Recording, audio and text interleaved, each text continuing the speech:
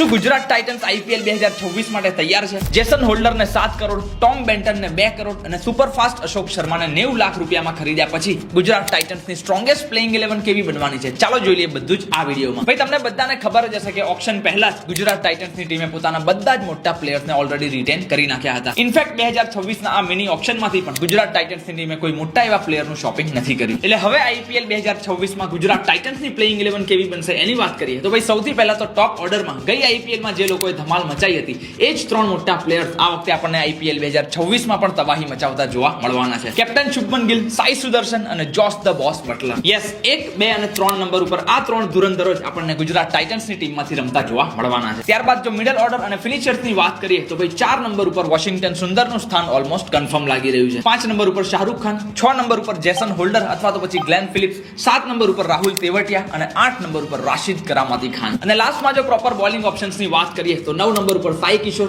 10 ઉપર કગીસો રબાડા અને 11 નંબર ઉપર ડીએસપી સિરાજ. ઇમ્પેક્ટ પ્લેયર તરીકે ગુજરાત ટાઇટન્સની ટીમ પ્રસિદ્ધ કૃષ્ણા અથવા તો પછી નવા લીધેલા અશોક શર્માને પણ સિચ્યુએશન પ્રમાણે યુઝ કરી શકે છે. એટલે 4 ઓવરસીઝ પ્લેયર્સ કયા રમવાના છે પ્લેઇંગ 11માં એની વાત કરીએ તો Jos Buttler, Rashid Khan, Jason holder અને કગીસો રબાડા. આ 4 પ્લેયર્સ મોટા ભાગે આપણને દરેક મેચમાં પ્લેઇંગ 11માં રમતા જોવા મળે તેવું મને પર્સનલી લાગી રહ્યું છે. જો ગ્લેન ફિલિપ્સને પણ પ્લેઇંગ 11માં રમાડવા હશે તો પછી કગીસો રબાડાને બહાર બેસાડવા પડશે. મિડલ ઓર્ડરમાં હજુ પણ આઈ ફીલ કે એકાદ જો સારો હિટર આવી ગયો તો હજુ કદાચ વધારે ટીમ સ્ટ્રોંગ બની શકતી હતી. તમારું શું કેવું છે આ બાબતે એ પણ ખાસ શેર કરજો. બાકી આઈપીએલ ને લગતા આવા જ વિડીયો આપણી ગુજરાતી ભાષામાં જોવા માટે અત્યારે જ આ પેજને ફોલો કરી નાખજો.